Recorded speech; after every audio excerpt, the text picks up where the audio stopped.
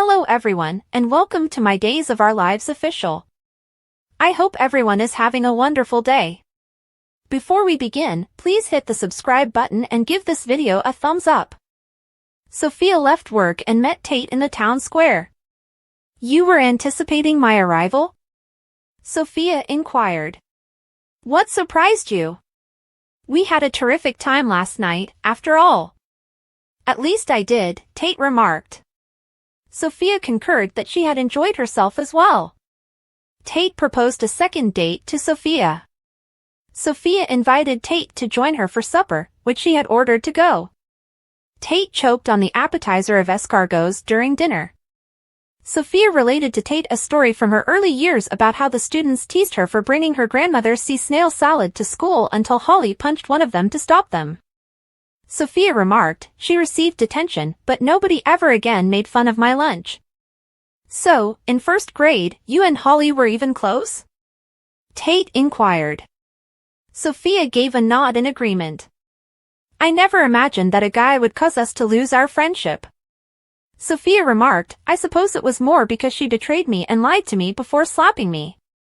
Sophia expressed her admiration for Holly's pursuit of her goals in life. Do you have a question for me? Tate inquired. You came to my job to ask me out 2 days in a row, even though you told me you weren't ready to let go of Holly. So, have you decided against us now? Sophia inquired. Tate expressed his regret for ruining the friendship between Sophia and Holly. Tate clarified, I just wanted to make sure the same thing didn't happen between me and Aaron. Tate informed Sophia of his conversation with Aaron. Sophia remarked, so he gave you his blessing and gave up his claim on me. Tate retorted, no, it's not like that at all. Tate acknowledged that this was his attempt to court her when Sophia asked him about it. Sophia sighed in disappointment. Admire Days, B&B, General Hospital, or other soap operas. Participate in the discussion on our SC boards. To interact with fans and start a conversation right away, click here. Tate remarked, I assumed that was what you desired. I understand Aaron said he didn't mind us dating, but are you certain you're prepared to let go of Holly? Sophia inquired. Tate contended that he had no idea whether Holly would ever return because she had left for Paris. Holly had been adamant about completing high school in Salem, Sophia reminded Tate. And perhaps she will feel bad about treating you so badly now that everyone knows your dad is innocent. After that, she could want you back, Sophia remarked. Tate gave a no shake. I would have heard from Holly if she wanted to resolve the matter with us, Tate remarked. But you would take her back if she said she wanted to get back together, right? Sophia inquired. With a shrug, Tate acknowledged that he was unsure. That's what I believed. You see, I'm not a placeholder, so that doesn't work for me, Sophia countered. When Holly wasn't available, Sophia informed Tate that she didn't want to serve as a consolation prize for Tate. I'm worthy of better, Sophia declared. Tate leaped to his feet and apologized as Sophia stood up to go. Tate remarked, I'm just trying really hard not to move really fast in this because I've already hurt you before. Tate clarified that he did not think his relationship with Holly could ever succeed because it had been troubled from the beginning. Tate stated, I'm certain that I'm ready to move on because of this. Tate informed Sophia that he enjoyed spending time with her and that he wished to keep doing so.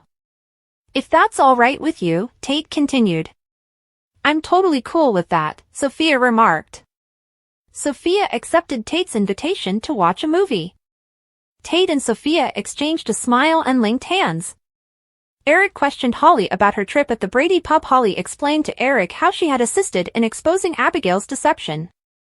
I apologize if the trip ended up being a bit crazy, Eric stated. It did. Nevertheless, I'm happy you urged me to go. Because I truly forgave my parents just before I went to return home, Holly stated. Eric grinned. That makes me very happy, Eric remarked. Holly acknowledged that she had been hesitant to make amends, but the incident involving the phony Abigail had helped her understand why Nicole had misled her when she was a child. I wasn't old enough to comprehend. After that, I suppose it got more difficult for either of you to tell me since, well, I already loved you like a father by then, Holly remarked. Eric remarked, well, we still ought to have informed you much earlier. Holly acknowledged that she knew her mother loved her and acknowledged this. And that's the most important thing, Holly stated. Eric expressed his satisfaction to Holly for realizing it. Eric was described as a truly wonderful person by Holly. Holly added, and I forgive you too, Eric. Eric's eyes filled with tears. I would do anything to take back what I did that night, Eric stated. I understand. I heard from Grandma Maggie that you tormented yourself for years because of that. How you ended up behind bars. And I am aware that my grandmother eventually pardoned you. It was just a horrible accident, so everyone else did too. Holly remarked, you didn't mean to hurt anyone. Eric listened to Holly's words in silence. I also acknowledge that I gave Tate some of those medications the night I had an OD. And he may have perished if he had taken them. And I would have been at blame for that. I suppose I'm attempting to convey that I have no right to pass judgment. In all honesty, Eric, you have been an excellent father to me. And having you in my life makes me very happy. And so is my mom. Jude is, too, Holly remarked. Eric retorted, you don't know how much that means to me. Eric hugged Holly. She was taken aback when Eric mentioned that he was glad he had spoken to Holly before leaving for Paris. Eric informed Holly that Brady had been exonerated and gave her the whole tale of Fiona's hit and run. Gosh, I really pursued Brady.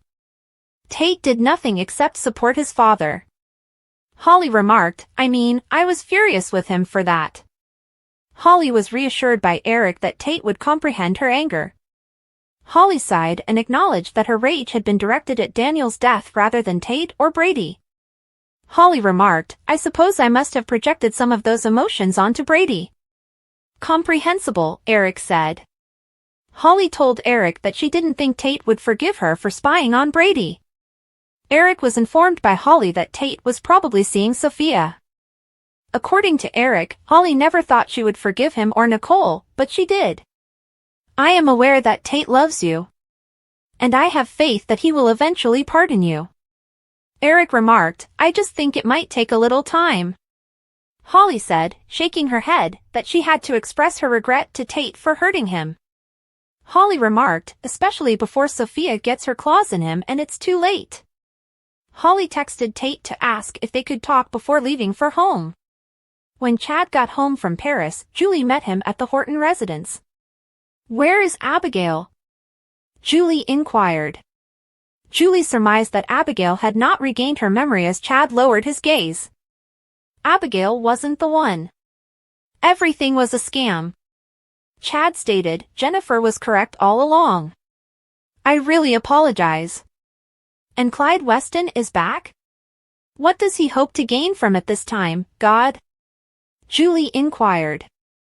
Chad informed Julie of his intention to wed Kat in order to steal his money and give it to Clyde. Chad said, I married a woman I hardly knew yesterday. Julie was taken aback. Chad referred to himself as a fool. Julie assumed that Chad had been persuaded that a wedding would help her regain all of her memories by the phony Abigail. Chad gave a nod in agreement. I fell for it because I wanted to believe it so badly, Chad remarked. It's illegal, Julie protested. Chad shook his head and admitted that he felt he had betrayed Abigail's memory. That woman is the sole dishonorable element in this equation. And from where did she originate? Who is she? Julie inquired. Julie was informed by Chad that the woman's brother had fabricated the DNA test and that her true name was Kat Green. But he did more than that, Chad remarked. Chad shook his head in response to Julie's question regarding the specifics. The fact that it is all over is what matters, Chad stated. Julie expressed her gratitude for keeping the children in the dark about their mother's existence. The person who convinced me not to was, Kat. She claimed to want to keep the children safe, Chad remarked. Julie reminded Chad that Kat had used that excuse numerous times. This time, you won't believe her, will you? Julie inquired. He pointed out that Clyde had made Kat comply when Julie contended that Kat had simply been considering Chad's wealth.